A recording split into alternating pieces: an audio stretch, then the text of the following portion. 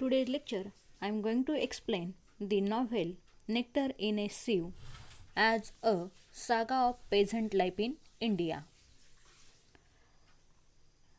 This novel enters into the genre of the novel semi autobiographical novel written by the great Indian novelist Kamla Markandeya.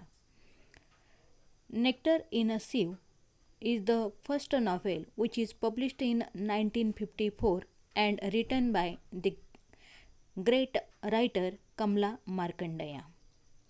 The present novel Nectar in a Sieve is the most acclaimed million copy best selling novel about a woman's struggle to find happiness in a changing India. Now, I would like to introduce you the author Kamla Markandeya. Kamla Markandeya was a pseudonym used by Kamla Purnia Taylor, an Indian novelist and journalist.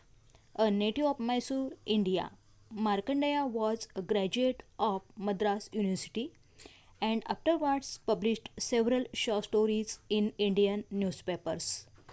She was born on 1st of January 1924 at Mysore, India, and she passed away on the 16th of May 2004 in London, United Kingdom.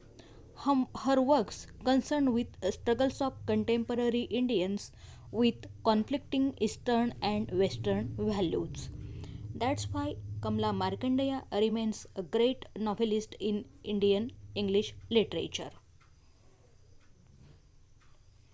Now, I would like to explain in short the novel Nectar in a Sieve, which is a 1954 novel by Kamla Markandeya.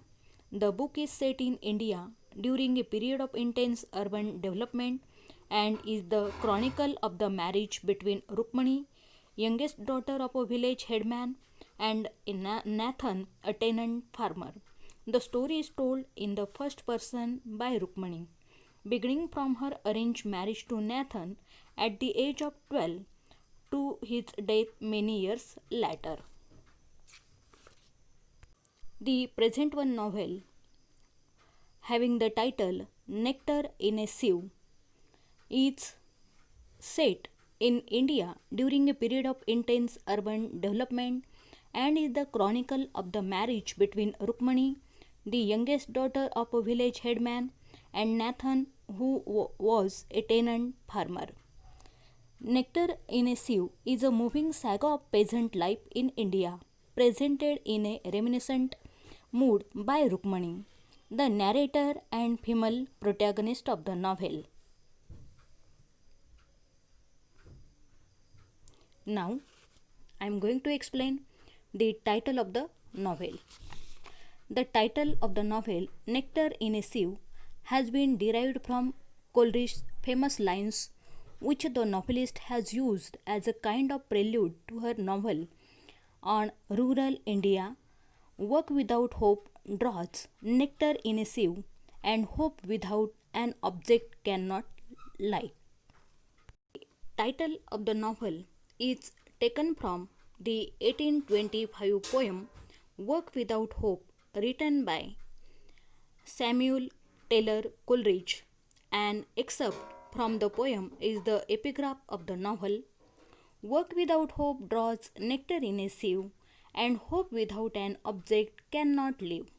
In the novel, Rukmani comments, change I had known before, and it had been gradual. But the change that now came into my life, into all our lives, blasting its way into our village, seemed wrought in the twinkling of an eye. To explain the meaning of the title of this novel given by Kamla Markandeya, that is Nectar in a Sieve, come from S.T. Coleridge's poem entitled Work Without Hope, draws nectar in a sieve, and hope without an object cannot live. That's why the title of this novel, which is apt for this novel. Is the protagonist of the novel married as a child bride to a tenant farmer named Nathan. She had never met. Rukmani works side by side in the field with her husband to wrest a living from a land ravaged by droughts, monsoons, and insects with a remarkable fortitude and courage. She meets changing time and poverty and disaster. Novel certainly identify with the words of Coleridge, work without hope. In contrast to the belief expressed in Coleridge's poem is the attitude of Nathan. For example, as he dies in Rukmani's arms, Nathan tells his wife that he has enjoyed the nectar of life. He tells her she will never be alone because he lives on in his children. Thus, their children will be the objects of her hope that will sustain her and allow her to return the nectar of life. This novel, Rukmani played a very important role, that is the role of narrator. As a narrator and female protagonist, she is a wife of a poor tenant farmer. She has been the helpless witness to the destruction of the pristine beauty of her quiet village and of the old way of life when a tannery is set up near the village with great faith and a capacity for both love and suffering. This this is a simple courage. She is courageous, simple, survives the calamities of nature and industrialization as well as personal sorrows. Based on the author's knowledge of Indian village life, the novel received wide critical acclaim and became an international bestseller and was translated into 17 languages. A year later, the American Library Association, in short ALA, named it a notable book in English literature. To be, it is better to feed the soul than to feed the body at the soul's expense. She is even compared to our Mother Earth by one of the famous critics, Balaram Gupta, in his book Indian English Literature. Here I quote his exact lines: Rukmani, the mother figure, symbolizes the Mother Earth, is the source, the origin, the wellspring, the life giver, sustainer, supporter, the nourisher, and even more. The last resort, the consoler, the healer. It is the positive sustaining force of life, her integrity on the brink of collapse. Rukmani will certainly remain in the minds of the readers as a woman who could stand all kinds of sufferings and who successfully continued her journey of life, never willing to stumble like blades of grass which bends for the force of wind but is never uprooted. Rukmani is like that humble grass which is flexible for any kind of changes and sufferings, but the ultimate survivor with unbeatable courage and sustenance.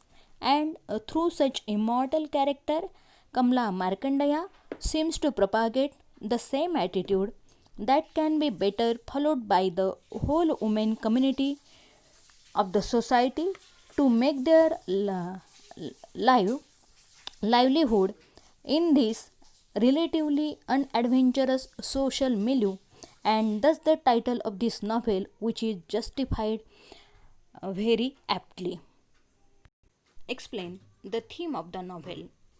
The theme of the novel is familial love and familial sacrifice, then the self realization and feminism, which is presented by the central character Rukmani. Times traces a woman's journey from self sacrifice to self realization, from self denial to self assertion, and from self negation to self affirmation. Rukmani has the traits of both leadership and submissiveness.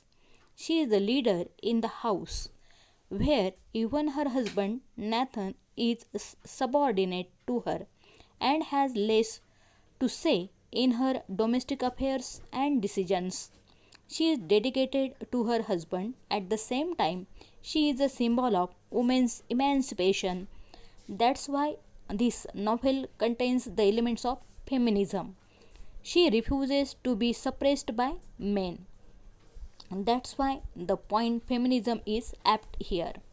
At times, she is portrayed as the supreme one, but is equally powerless, who lacks the drive to oppose, as she knows well that things are uncontrollable under relentless nature. Her ambition is a modest and not modern one, to live in simple harmony with nature, that is tradition. Say that the theme of the novel, having the title Nectar in a Sieve, presents the theme of familial love and familial sacrifice as the most important aspect of life, which is inspiring.